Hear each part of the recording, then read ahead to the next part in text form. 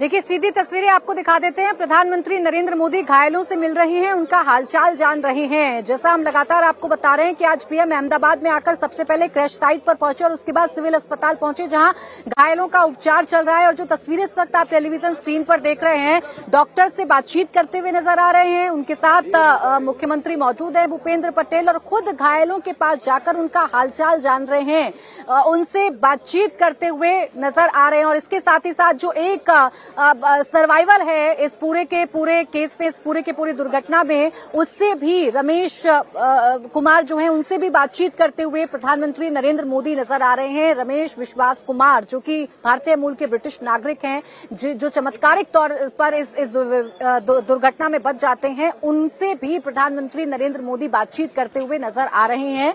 तो घायलों से मिले, घायलों से बातचीत की प्रधानमंत्री ने, और डॉक्टर से भी बातचीत प्रधानमंत्री नरेंद्र मोदी ने की है।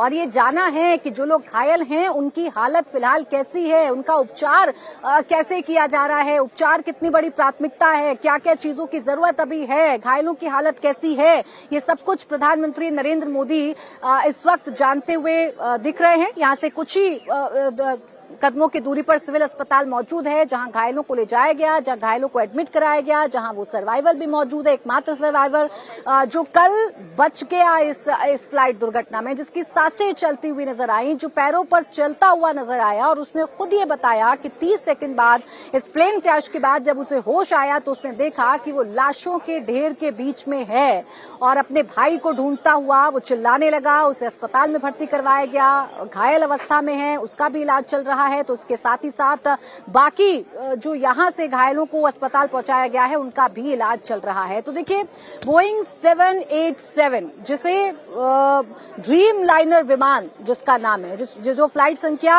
AI-171 है, ड्रीम लाइनर विमान, जिसमें 2 इंजन लगे होते हैं, और 2 इंजन इसी वजह से होते हैं कि अगर एक इंजन में कोई खराबी आए तो दूसरे इंजन में इतनी पावर होती है कि उसकी इमरजेंसी लैंडिंग कराई जा सके, क्रैश होने जैसी स्थिति ना हो।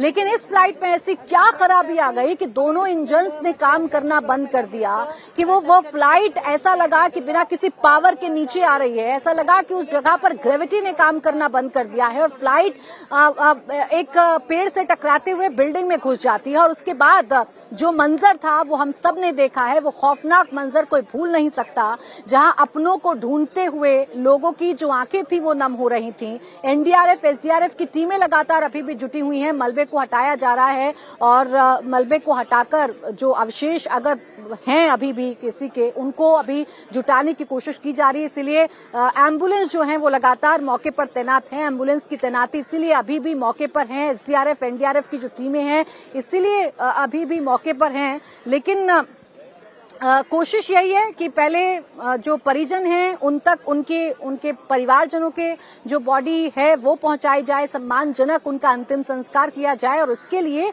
डीएनए टेस्ट एक सबसे बड़ा कदम है। डीएनए टेस्ट के जरिए ही, डीएनए सैंपल के जरिए ही ये पता लगाया जा सकता है कि किसका कौन सा परिवारजन है, क्योंकि हादसा बहुत भीषण था, हादसा बहुत दर्दनाक था, बहुत तेज धमाका होता है, तेज आग लगती है, आग की लपटें ऊंची ऊंची उठने लगती हैं, और काले धुएं का जो गुब्बार है वो आसमान में छा जाता है, डरावनी तस्वीरें सामने आती हैं। अब आप खुद सोचिए कि जिस विमान में 1,26,000 लीटर फ्यूल की क्षमता हो, जब वो नीचे गिरेगा तो उसमें कितना बड़ा धमाका होगा, और वो धमाका कितना इम्पैक्टफुल होगा, या उसमें कितनी तेज आग लग सकती है, इसका अंदाजा आप खुद लगा सकते हैं।